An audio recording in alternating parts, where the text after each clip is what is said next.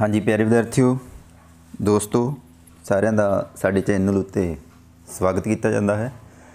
ਤੇ ਅੱਜ ਦੀ ਜਿਹੜੀ ਵੀਡੀਓ ਹੈ ਉਹ ਭਾਰਤ ਦੇ ਨਕਸ਼ੇ ਬਾਰੇ ਹੈ ਕਿ ਇੰਨਾ ਕੁ ਹਰੇਕ ਬੱਚੇ ਲਈ ਹਰੇਕ ਵਿਦਿਆਰਥੀ ਲਈ ਜਾਂ ਜੋ ਵੀ ਭਾਰਤ ਦੇ ਨਕਸ਼ੇ ਬਾਰੇ ਖੋਜ ਕਰ ਰਿਹਾ ਹੈ ਉਸ ਨੂੰ ਘੱਟੋ ਘੱਟ ਇੰਨਾ ਪਤਾ ਹੋਣਾ ਬਹੁਤ ਜ਼ਰੂਰੀ ਹੈ। यानी कि बेसिक गल्लां बिल्कुल मेन गल्लां जित्थों नक्शा शुरू हुंदा है भारत दा है तां वो गल्लां पता होणियां बहुत ज़्यादा जरूरी ने। जेकर सानूं इन्ना भी नहीं पता तां समझो कि मैप दे बारे च साडी कोई जानकारी नहीं है। घट्टो घट्ट इन्ना ज्ञान होना जरूरी है। अज उन्हां गल्लां बारे असीं चर्चा करांगे। आओ असीं शुरू करदे हां अपनी वीडियो। हाँ जी, सब तो पहला ये भारत का नक्शा है साढ़े कोल, साढ़े देश भारत का नक्शा। तो सब तो पहला सानू दिशावां पता होनी चाहिए ने कि किहड़ी दिशा किस पासे है।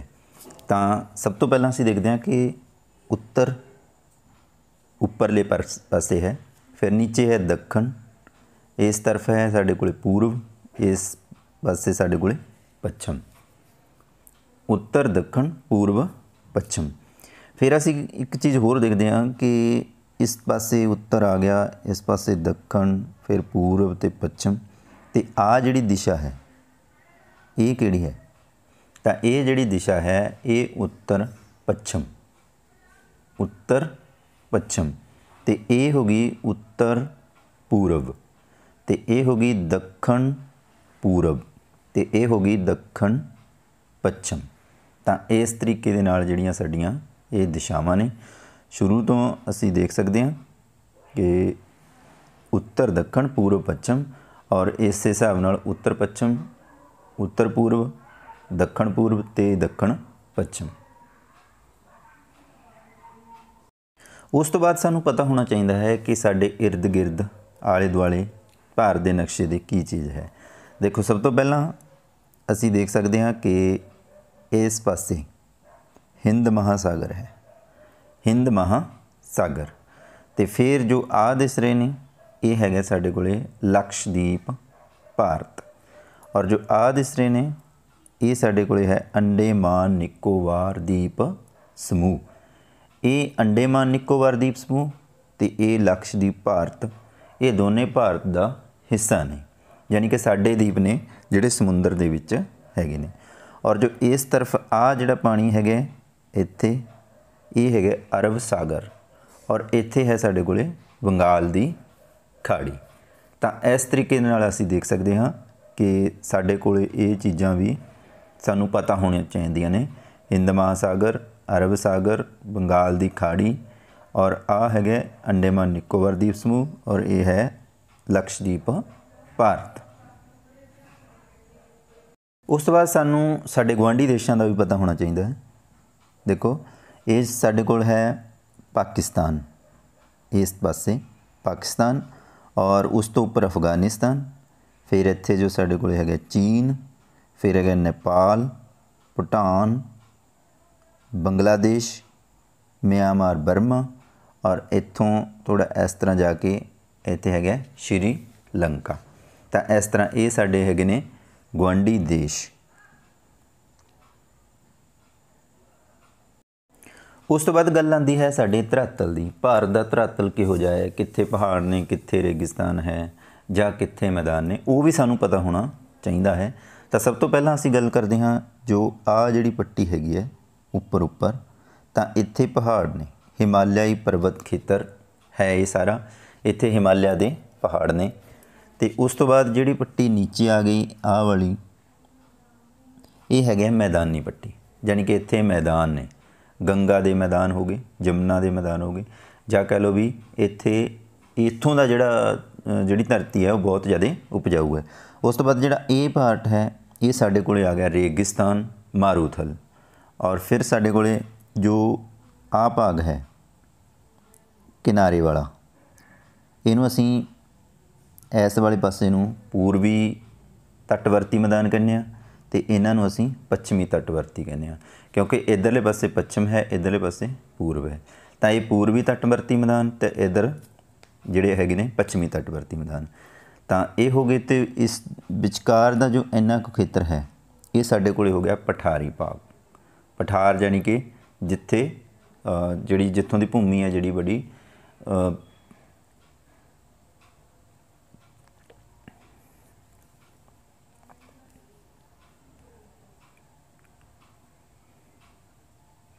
ਇੱਥੋਂ ਦੀ ਭੂਮੀ ਜਾਣੀ ਕਿ ਪਥਰੀਲੀ ਹੈ।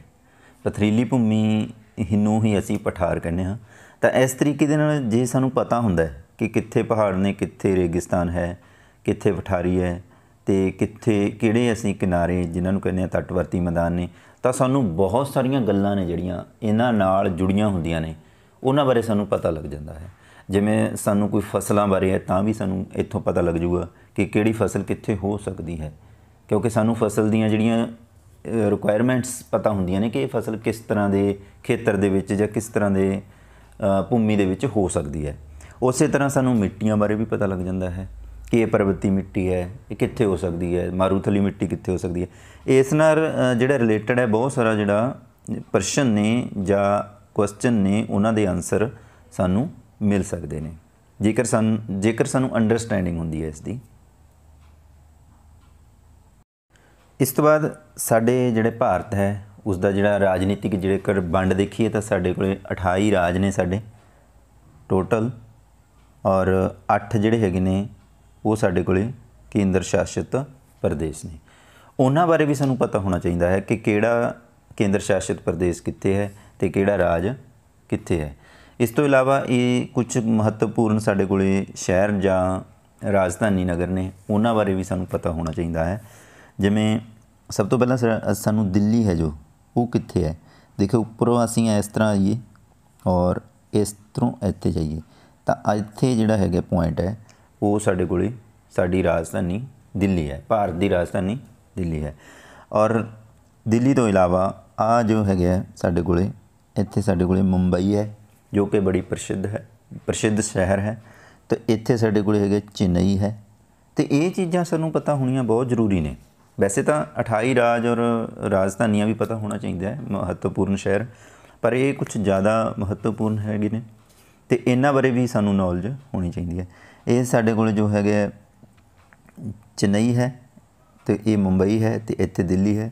ਔਰ ਜੇਕਰ ਅਸੀਂ ਉੱਪਰੋਂ ਇੱਥੇ ਜਾਂਦੇ ਹਾਂ ਇਹਦੇ ਇੱਕ ਪਾਸੇ ਇੱਥੇ ਜਿਹੜਾ ਹੈਗਾ ਪੰਜਾਬ ਦੀ ਰਾਜਧਾਨੀ ਚੰਡੀਗੜ੍ਹ ਹੈ ਔਰ ਇਹ ਜਿਹੜੀ ਹੈਗੀ ਹੈ ਇਹ ਪੰਜਾਬ ਹੈ। ਹਾਂਜੀ, ਇੱਕ ਗੱਲ ਹੋਰ ਕਿ ਜੋ ਕਰਕ ਰੇਖਾ ਹੈ ਉਹ ਭਾਰਤ ਦੇ ਬਿਲਕੁਲ ਵਿਚਕਾਰ ਦੀ ਲੰਘਦੀ ਹੈ। ਅਤੇ ਜਿਵੇਂ ਕਿ ਭੂਮੱਧ ਰੇਖਾ ਹੈ ਪੂਰੀ ਪ੍ਰਿਥਵੀ ਦੇ ਵਿਚਕਾਰ ਦੀ ਲੰਘਦੀ ਹੈ, ਉਹ ਦੋ ਭਾਗਾਂ ਦੇ ਵਿੱਚ ਵੰਡਦੀ ਹੈ। ਇਸ ਤਰ੍ਹਾਂ ਕਰਕ ਰੇਖਾ ਵੀ ਇੱਕ ਐਕਸਾਂਸ ਹੈ ਜੋ 23.5 ਡਿਗਰੀ 'ਤੇ ਹੈ, ਉਹ ਭਾਰਤ ਦੇ ਵਿਚਕਾਰ ਦੀ ਲੰਘਦੀ ਹੈ। ਯਾਨੀ ਕਿ ਜਦੋਂ ਇੱਥੇ ਸੂਰਜ ਬਿਲਕੁਲ ਸਿੱਧਾ ਚਮਕਦਾ ਹੈ ਉਸ ਸਮੇਂ ਭਾਰਤ ਦੇ ਵਿੱਚ ਗਰਮੀਆਂ ਦੀ ਰੁੱਤ ਹੁੰਦੀ ਹੈ। ਅਸੀਂ ਦੇਖ ਸਕਦੇ ਹਾਂ ਕਿ ਜਿਹੜੇ ਰਾਜ ਨੇ ਇਹਨਾਂ ਵਿੱਚੋਂ 8 ਰਾਜਾਂ ਦੇ ਵਿੱਚੋਂ ਜਿਹੜੀ ਕਰਕ ਰੇਖਾ ਹੈ ਉਹ ਹੋ ਕੇ ਗੁਜ਼ਰਦੀ ਹੈ। 8 ਰਾਜ ਅਸੀਂ ਸਾਹਮਣੇ ਇੱਥੇ ਵੀ ਦੇਖ ਸਕਦੇ ਹਾਂ। ਗੁਜਰਾਤ ਹੈ, ਰਾਜਸਥਾਨ ਹੈ, ਮੱਧ ਪ੍ਰਦੇਸ਼ ਹੈ, ਛੱਤੀਸਗੜ੍ਹ ਹੈ, ਝਾਰਖੰਡ ਹੈ, ਪੱਛਮੀ ਬੰਗਾਲ ਹੈ, ਤ੍ਰਿਪੁਰਾ ਹੈ ਔਰ ਮਿਜ਼ੋਰਮ। ਇਹ 8 ਰਾਜ ਨੇ ਜਿਨ੍ਹਾਂ ਵਿੱਚੋਂ ਕਰਕ ਰੇਖਾ ਲੰਘਦੀ ਹੈ। ਇਹ ਵੀ ਯਾਦ ਰੱਖਣ ਯੋਗ ਗੱਲਾਂ ਨੇ। ਇੱਕ ਗੱਲ ਹੋਰ ਕਿ ਮਾਊਂਟ ਐਵਰੈਸਟ ਪੂਰੇ ਵਿਸ਼ਵ ਦੀ ਪ੍ਰਸਿੱਧ ਚੋਟੀ ਹੈ ਔਰ ਸਭ ਤੋਂ ਉੱਚੀ ਹੈ। ਹਾਈਐਸਟ ਜਿਹੜੀ ਚੋਟੀ ਹੈ ਮਾਊਂਟ ਐਵਰੈਸਟ ਉਹ ਨੇਪਾਲ ਦੇ ਵਿੱਚ ਹੈ। ਨੇਪਾਲ ਦੇ ਜਿਹੜਾ ਹੈਗਾ ਇੱਥੇ ਨੇਪਾਲ ਆ ਗਿਆ ਅਤੇ ਇਹਦੇ ਇੱਥੇ ਜਿਹੜੀ ਹੈਗੀ ਹੈ ਉਹ ਚੋਟੀ ਹੈਗੀ ਹੈ ਮਾਊਂਟ ਐਵਰੈਸਟ। ਮਾਊਂਟ ਐਵਰੈਸਟ ਦੀ ਜਿਹੜੀ ਅਸੀਂ ਦੇਖ ਸਕਦੇ ਹਾਂ ਕਿ ਇੱਥੇ ਜੋ ਇਹ ਸ਼ੇਪ ਹੈ ਇੱਥੇ ਮਾਊਂਟ ਐਵਰੈਸਟ ਹੈਗੀ ਹੈ। ਅਤੇ ਪਰ ਇਹ ਭਾਰਤ ਦੀ ਸਭ ਤੋਂ ਉੱਚੀ ਚੋਟੀ ਨਹੀਂ ਹੈ, ਇਹ ਵਿਸ਼ਵ ਦੀ ਸਭ ਤੋਂ ਉੱਚੀ ਚੋਟੀ ਹੈ ਕਿਉਂਕਿ ਭਾਰਤ ਦੇ ਵਿੱਚ ਨਹੀਂ ਹੈ। ਅਤੇ ਇਸ ਕਰਕੇ ਜਿਹੜੀ ਭਾਰਤ ਦੀ ਸਭ ਤੋਂ ਉੱਚੀ ਚੋਟੀ ਹੈ ਉਹ ਹੈ ਗੋਡਵਿਨ ਆਸਟਨ K2 ਜਿਸ ਨੂੰ ਅਸੀਂ ਕਹਿੰਦੇ ਹਾਂ, ਉਹ ਆ ਗਈ ਇੱਥੇ। ਇੱਥੇ ਜਿਹੜੀ ਹੈਗੀ ਹੈ ਭਾਰਤ ਦੀ ਸਭ ਤੋਂ ਉੱਚੀ ਚੋਟੀ ਹੈ ਔਰ ਇੱਥੇ ਜੋ ਹੈਗੀ ਹੈ ਵਿਸ਼ਵ ਦੀ ਸਭ ਤੋਂ ਉੱਚੀ ਚੋਟੀ ਮਾਊਂਟ ਐਵਰੈਸਟ ਔਰ ਗੋਡਵਿਨ ਆਸਟਨ K2। ਇਸ ਤੋਂ ਇਲਾਵਾ ਸਾਡੇ ਕੋਲ ਸੁੰਦਰਬਨ ਡੈਲਟਾ ਜਿਹੜਾ ਕਿ ਬੜਾ ਪ੍ਰਸਿੱਧ ਹੈ। ਵਿਸ਼ਵ ਦਾ ਸਭ ਤੋਂ ਵੱਡਾ ਜਿਹੜਾ ਡੈਲਟਾ ਹੈ, ਭਾਰਤ ਦਾ ਸਭ ਤੋਂ ਵੱਡਾ ਡੈਲਟਾ ਹੈ, ਉਸ ਨੂੰ ਅਸੀਂ ਦੇਖਦੇ ਹਾਂ ਕਿ ਸੁੰਦਰਬਨ ਡੈਲਟਾ ਕਿੱਥੇ ਹੈ? ਸੁੰਦਰਬਨ ਡੈਲਟਾ ਦਾ ਨਾਮ ਸੁੰਦਰਬਨ ਇਸ ਕਰਕੇ ਹੈ ਕਿਉਂਕਿ ਇੱਥੇ ਸੁੰਦਰੀ ਨਾਂ ਦੇ ਦਰਖਤ ਪਾਏ ਜਾਂਦੇ ਨੇ। ਦੇਖੋ ਇਸ ਇੱਧਰੋਂ ਜਿਹੜੀ ਗੰਗਾ ਨਦੀ ਆ ਕੇ ਇੱਥੇ ਆ ਜਾਂਦੀ ਹੈ, ਔਰ ਇਸ ਪਾਸਿਓਂ ਜਿਹੜੀ ਬ੍ਰਹਮਪੁੱਤਰ ਜਿਹੜੀ ਨਦੀ ਹੈ ਉਹ ਇੱਥੇ ਆ ਜਾਂਦੀ ਹੈ।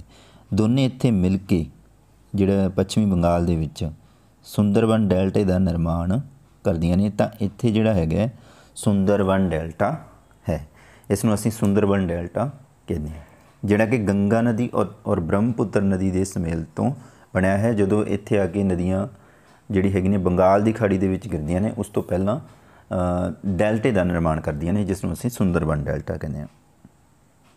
ਔਰ ਨਾਲ ਹੀ ਇੱਕ ਚੀਜ਼ ਹੋਰ ਕਿ ਅਸੀਂ ਦੇਖਿਆ ਸੀ ਨੀਚੇ ਜੋ ਹੈਗਾ ਹਿੰਦ ਮਹਾਸਾਗਰ ਔਰ ਇੱਥੇ ਅਰਬ ਸਾਗਰ, ਇੱਥੋਂ ਜਿਹੜੀਆਂ ਪੌਣਾਂ ਉੱਡਦੀਆਂ ਨੇ ਜਿਨ੍ਹਾਂ ਨੂੰ ਅਸੀਂ ਮਾਨਸੂਨ ਪੌਣਾ ਕਹਿੰਦੇ ਹਾਂ, ਉਹ ਪੌਣਾਂ ਲਗਾਤਾਰ ਜਿਹੜਾ ਉੱਪਰ ਵੱਲ ਨੂੰ ਜਾਂਦੀਆਂ ਇਸ ਤਰੀਕੇ ਦੇ ਨਾਲ ਉੱਪਰਲੇ ਪਾਸੇ ਇਸ ਤਰੀਕੇ ਦੇ ਨਾਲ ਚੱਲਦੀਆਂ ਨੇ। ਅਤੇ ਇਹ ਜਿਹੜਾ ਹੈਗਾ ਭਾਰਤ ਦੇ ਵਿੱਚ ਵਰਖਾ ਕਰਦੀਆਂ ਨੇ, ਉਹ ਅਰਬ ਸਾਗਰ ਔਰ ਹਿੰਦ ਮਹਾਸਾਗਰ ਇੱਥੋਂ ਜਿਹੜੀਆਂ ਪੌਣਾਂ ਸ਼ੁਰੂ ਹੁੰਦੀਆਂ ਨੇ, ਔਰ ਇੱਥੇ ਕੁਝ ਵਰਖਾ ਕਰਨ ਤੋਂ ਬਾਅਦ ਅੱਗੇ ਲੰਘ ਜਾਂਦੀਆਂ, ਜਿੱਥੇ ਕਿ ਇੱਥੇ ਸਾਡੇ ਕੋਲ ਕੀ ਸੀਗਾ ਹਿਮਾਲਿਆਈ ਪਰਬਤ, ਔਰ ਹਿਮਾਲਿਆਈ ਪਰਬਤ ਨਾਲ ਟਕਰਾ ਕੇ ਬਹੁਤ ਜ਼ਿਆਦਾ ਵਰਖਾ ਕਰਦੀਆਂ ਨੇ। ਉਸ ਤੋਂ ਪਹਿਲਾਂ ਜਿਹੜੀਆਂ ਘੱਟ ਵਰਖਾ ਹੁੰਦੀ ਹੈ, ਅਤੇ ਇਸ ਕਰਕੇ ਹਿਮਾਲਿਆ ਤੋਂ ਪਰਲੇ ਸਾਈਡ ਇਹ ਪੌਣਾਂ ਨਹੀਂ ਜਾ ਸਕਦੀਆਂ। ਇਸ ਕਰਕੇ ਇੱਥੇ ਚੀਨ ਦਾ ਜਿਹੜਾ ਸਭ ਤੋਂ ਵੱਡਾ ਜਿਹੜਾ ਠੰਡਾ ਮਾਰੂਥਲ ਹੈ ਚੀਨ ਦੇ ਵਿੱਚ, ਉਹ ਪੈਦਾ ਹੋ ਜਾਂਦਾ ਹੈ। ਇੱਧਰੋਂ ਵਰਖਾ ਜਿਹੜੀ ਹੈਗੀ ਹੈ ਉਹ ਪੂਰੇ ਭਾਰਤ ਦੇ ਵਿੱਚ ਵਰਖਾ ਇਸੇ ਤਰਫੋਂ ਜਾ ਕੇ ਹੁੰਦੀ ਹੈ, ਔਰ ਇੱਥੇ ਵੱਧ ਹੁੰਦੀ ਹੈ ਕਿਉਂਕਿ ਇੱਥੇ ਹਿਮਾਲਿਆਈ ਪਰਬਤ ਨੇ ਜਿਹੜੇ ਕਿ ਪੌਣਾਂ ਨੂੰ ਰੋਕ ਲੈਂਦੇ ਨੇ। ਇਸ ਤੋਂ ਇਲਾਵਾ ਭਾਰਤ ਦਾ ਜਿਹੜਾ ਮਾਣਕ ਸਮਾਂ ਹੈ, ਮਾਣਕ ਉਹ ਕਿਸ ਲੰਬਕਾਰ 'ਤੇ ਹੈ? ਉਹ 82 ਡਿਗਰੀ 30 ਮਿੰਟ ਜਿਹੜੀ ਲੰਬਕਾਰ ਹੈ ਜਿਹੜਾ ਉੱਪਰ ਨੂੰ, ਜਿੱਥੋਂ ਜਿਹੜਾ ਭਾਰਤ ਦਾ ਸਮਾਂ ਹੈ ਮਾਪਿਆ ਜਾਂਦਾ ਹੈ, ਉੱਥੇ ਉਸ ਨੂੰ ਅਸੀਂ ਦੇਖ ਸਕਦੇ ਹਾਂ ਕਿ ਉਹ ਲੰਬਕਾਰ ਜੋ ਹੈ ਉਹ ਇੱਥੇ ਹੈ। ਯਾਨੀ ਕਿ ਇਹ ਸਾਡੇ ਕੋਲ ਇਲਾਹਾਬਾਦ ਜਿਹੜਾ ਸ਼ਹਿਰ ਹੈ, ਇਲਾਹਾਬਾਦ ਦੇ ਮਿਰਜ਼ਾਪੁਰ ਦੇ ਵਿੱਚੋਂ ਦੀ ਲੰਘਦਾ ਹੈ, ਉਹ ਇਹ ਲੰਬਕਾਰ ਹੈ। ਯਾਨੀ ਕਿ 82 ਡਿਗਰੀ 30 ਮਿੰਟ ਇਸ ਲੰਬਕਾਰ ਨੂੰ, ਇਹ ਲੰਬਕਾਰ ਹੈ 82 ਡਿਗਰੀ 30 ਮਿੰਟ, ਜਿੱਥੋਂ ਕਿ ਭਾਰਤ ਦਾ ਸਮਾਂ ਮਾਪਿਆ ਜਾਂਦਾ ਹੈ। ਇਹ ਲੰਬਕਾਰ ਜਿਹੜਾ ਹੈਗਾ ਇਹ ਇਲਾਹਾਬਾਦ ਮਿਰਜ਼ਾਪੁਰ ਦੇ ਵਿੱਚੋਂ ਦੀ ਹੋ ਕੇ ਲੰਘਦਾ ਹੈ। ਇਹ ਸਮਾਂ ਗ੍ਰੀਨਵਿਚ ਤੋਂ 5.5 ਘੰਟੇ ਦੇ ਫਰਕ ਨਾਲ ਹੈ, ਯਾਨੀ ਕਿ 5.5 ਘੰਟੇ ਅੱਗੇ ਹੈ, ਅਤੇ ਗ੍ਰੀਨਵਿਚ ਤੋਂ 5.5 ਘੰਟੇ ਅੱਗੇ। ਅਤੇ ਇਹ ਜਿਹੜਾ ਸਮਾਂ ਹੈ ਇੱਥੇ ਜਿਹੜਾ ਭਾਰਤ ਦਾ ਜਿਹੜਾ ਸਮਾਂ ਹੈ ਉਹ ਮਾਪਿਆ ਜਾਂਦਾ ਇੱਥੋਂ। ਇਸ ਤੋਂ ਇਲਾਵਾ ਸਾਡੇ ਕੋਲ ਜਿਵੇਂ ਇੱਧਰ ਪਾਕਿਸਤਾਨ ਹੈ ਔਰ ਇਸ ਪਾਸੇ ਚੀਨ ਹੈ, ਅਤੇ ਇੱਥੇ ਦੋ ਰੇਖਾਵਾਂ ਬਾਉਂਡਰੀ ਲਾਈਨਸ ਜਿਨ੍ਹਾਂ ਨੂੰ ਅਸੀਂ ਕਹਿੰਦੇ ਹਾਂ, ਭਾਰਤ ਦੀ ਪਾਕਿਸਤਾਨ ਨਾਲ ਸਰਹੱਦ ਔਰ ਭਾਰਤ ਦੀ ਚਾਈਨਾ ਨਾਲ ਸਰਹੱਦ, ਚੀਨ ਨਾਲ ਸਰਹੱਦ, ਉਹ ਸਰਹੱਦ ਦੀਆਂ ਜਿਹੜੀਆਂ ਇਹ ਰੇਖਾਵਾਂ ਬਣਦੀਆਂ ਨੇ, ਸਰਹੱਦੀ ਰੇਖਾਵਾਂ, ਇੰਟਰਨੈਸ਼ਨਲ ਰੇਖਾ, ਤਾਂ ਇਹਨੂੰ ਅਸੀਂ ਰੈੱਡ ਕਲਿਫ ਕਹਿੰਦੇ ਹਾਂ। ਔਰ ਇਸ ਵਾਲੇ ਪਾਸੇ ਜਿਹੜਾ ਪਾਕਿਸਤਾਨ ਵਾਲੇ ਪਾਸੇ ਹੈ, ਉਸ ਨੂੰ ਅਸੀਂ ਪਾਕਿਸਤਾਨ ਵਾਲੇ ਪਾਸੇ ਜਿਹੜੀ ਰੇਖਾ ਹੈ ਉਸ ਨੂੰ ਅਸੀਂ ਮੈਕਮੋਹਨ ਰੇਖਾ ਕਹਿੰਦੇ ਹਾਂ। ਇਹ ਦੋਨੇ ਯਾਦ ਰੱਖਣ ਯੋਗ ਨੇ, ਮੈਕਮੋਹਨ ਰੇਖਾ ਔਰ ਇੱਧਰ ਹੈ ਰੈੱਡ ਕਲਿਫ ਰੇਖਾ। ਇਸ ਤੋਂ ਇਲਾਵਾ ਅਸੀਂ ਦੇਖਦੇ ਹਾਂ ਕਿ ਸਿੰਧ ਦਰਿਆ ਜੋ ਕਿ ਬਹੁਤ ਇੰਪੋਰਟੈਂਟ ਹੈ ਸਾਡੇ ਇਤਿਹਾਸ ਦੇ ਵਿੱਚ ਵੀ, ਅਤੇ ਉਹ ਸਿੰਧ ਜੋ ਦਰਿਆ ਹੈ ਉਹ ਇੱਥੋਂ ਜਾ ਕੇ ਇੱਧਰ ਨੂੰ ਜਾਂਦਾ ਹੋਇਆ ਯਾਨੀ ਕਿ ਅਰਬ ਸਾਗਰ ਦੇ ਵਿੱਚ ਗਿਰ ਜਾਂਦਾ ਹੈ। ਅਤੇ ਇਹਦੀਆਂ ਕਈ ਸਹਾਇਕ ਨਦੀਆਂ ਨੇ ਜਿਹੜੀਆਂ ਪੰਜਾਬ ਤੋਂ ਹੋ ਕੇ ਲੰਘਦੀਆਂ ਨੇ, ਔਰ ਇਸ ਪਾਸੋਂ ਜਿਹੜਾ ਹੈਗਾ ਦਰਿਆ ਹੈਗਾ ਜੋ ਬ੍ਰਹਮਪੁੱਤਰ ਦਰਿਆ ਹੈ ਉਹ ਵੀ ਇੱਧਰ ਜਾ ਕੇ ਇੱਥੇ ਗਿਰ ਜਾਂਦਾ ਹੈ। ਔਰ ਇੱਥੇ ਹੀ ਜਿਹੜੀ ਗੰਗਾ ਦਾ ਦਰਿਆ ਹੈ, ਜਿਹੜਾ ਗੰਗਾ ਇੱਧਰੋਂ ਜਾਂਦੀ ਹੋਈ ਇੱਥੇ ਆ ਜਾਂਦੀ ਹੈ। ਯਾਨੀ ਕਿ ਇਹ ਮੁੱਖ 3 ਦਰਿਆ ਨੇ, ਬਾਕੀ ਬਹੁਤ ਸਾਰੇ ਜਿਹੜੇ ਇਹਨਾਂ ਦੇ ਸਹਾਇਕ ਨਦੀਆਂ ਨੇ ਇਹ ਮੁੱਖ ਨਦੀਆਂ ਨੇ, ਤਾਂ ਇਹਨਾਂ ਦਾ ਵੀ ਸਾਨੂੰ ਪਤਾ ਹੋਣਾ ਚਾਹੀਦਾ ਹੈ। ਔਰ ਇਸੇ ਤਰ੍ਹਾਂ ਹੀ ਇਸੇ ਦਰਿਆ ਦੇ ਜਿਹੜੇ ਕੰਢੇ ਦੇ ਉੱਤੇ ਹੀ ਮਹਿੰਜੋਦੜੋ ਅਤੇ ਹੜੱਪਾ ਸੱਭਿਅਤਾਵਾਂ ਨੇ ਜਿਹੜਾ ਵਿਕਾਸ ਕੀਤਾ ਸੀਗਾ, ਉਹ ਵੀ ਇਸੇ ਪਾਸੇ ਆ ਗਈਆਂ। ਸਾਡੇ ਕੋਲ ਲਗਭਗ ਅਸੀਂ ਦੇਖ ਸਕਦੇ ਹਾਂ ਕਿ ਇੱਥੇ ਜਿਹੜਾ ਹੈਗਾ ਸਾਡੇ ਕੋਲ ਮਹਿੰਜੋਦੜੋ ਜਿਹੜਾ ਸ਼ਹਿਰ ਸੀਗਾ, ਜਾਂ ਜਿਹੜਾ ਯਾਨੀ ਕਿ ਰਾਜਧਾਨੀ ਨਗਰ ਸੀਗਾ ਉਸ ਟਾਈਮ ਦਾ, ਅਤੇ ਇੱਥੇ ਜਿਹੜਾ ਹੜੱਪਾ ਸੱਭਿਅਤਾ ਅਸੀਂ ਦੇਖ ਸਕਦੇ ਹਾਂ ਕਿ ਇਹ ਸ਼ਹਿਰ ਨੇ ਜਿਹੜੇ ਸਾਡੇ ਸਿੰਧ ਘਾਟੀ ਦੀ ਸੱਭਿਅਤਾ ਨਾਲ।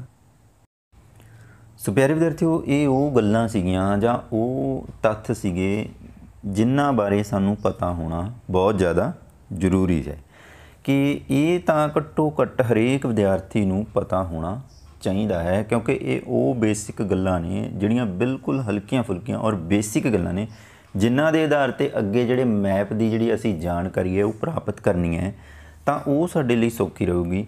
ਔਰ ਇੰਨਾ ਪਤਾ ਹੋਣਾ ਤਾਂ ਹਰੇਕ ਵਿਦਿਆਰਥੀ ਦਾ ਇਹ ਤਾਂ ਹੱਕ ਬਣਦਾ ਹੈ ਕਿ ਇੰਨਾ ਕੁ ਪਤਾ ਹੋਵੇ, ਇੰਨੀ ਕੁ ਨੌਲੇਜ ਹੈ ਜਿਹੜੀ ਉਹ ਹਰੇਕ ਵਿਅਕਤੀ ਨੂੰ, ਉਹ ਹਰੇਕ ਜਿਹੜਾ ਵਿਦਿਆਰਥੀ ਹੈ ਉਸ ਨੂੰ ਹੋਣੀ ਜ਼ਰੂਰੀ ਹੈ। ਚਾਹੇ ਉਹ 6ਵੀਂ ਕਲਾਸ 'ਚ ਪੜ੍ਹਦਾ ਹੈ, ਚਾਹੇ ਉਹ 9ਵੀਂ 10ਵੀਂ ਦੇ ਵਿੱਚ ਪੜ੍ਹਦਾ, 12ਵੀਂ 'ਚ ਪੜ੍ਹਦਾ, ਪਰ ਉਸ ਨੂੰ ਇੰਨੀ ਜਿਹੜੀ ਜਾਣਕਾਰੀ ਹੋਣੀ ਬਹੁਤ ਜ਼ਿਆਦਾ ਜ਼ਰੂਰੀ ਹੈ। ਇਹ ਪਤਾ ਨਹੀਂ ਤਾਂ ਸਮਝੋ ਕਿ ਸਾਨੂੰ ਮੈਪ ਬਾਰੇ ਕੁਛ ਨਹੀਂ ਪਤਾ, ਅਸੀਂ ਕੁਛ ਨਹੀਂ ਕਰ ਸਕਦੇ, ਅਸੀਂ ਮੈਪ ਦੀ ਅੱਗੇ ਡੂੰਘੀ ਜਿਹੜੀ ਜਾਣਕਾਰੀ ਹੈ ਉਹ ਪ੍ਰਾਪਤ ਨਹੀਂ ਕਰ ਸਕਦੇ। ਇੰਨਾ ਹੋਣਾ ਬਹੁਤ ਜ਼ਿਆਦਾ ਜ਼ਰੂਰੀ ਹੈ। ਸੋ ਸਾਰੇ ਵਿਦਿਆਰਥੀਆਂ ਦਾ ਬਹੁਤ ਬਹੁਤ ਧੰਨਵਾਦ। ਜੇਕਰ ਵੀਡੀਓ ਤੁਹਾਨੂੰ ਵਧੀਆ ਲੱਗਦੀ ਹੈ ਤਾਂ ਤੁਸੀਂ ਇਸ ਨੂੰ ਲਾਈਕ, ਸ਼ੇਅਰ ਅਤੇ ਸਬਸਕ੍ਰਾਈਬ, ਚੈਨਲ ਨੂੰ ਸਬਸਕ੍ਰਾਈਬ ਜ਼ਰੂਰ ਕਰ ਦਿਓ। ਸਾਰੇ ਵਿਦਿਆਰਥੀਆਂ ਦਾ ਬਹੁਤ ਬਹੁਤ ਧੰਨਵਾਦ। Thank you very much.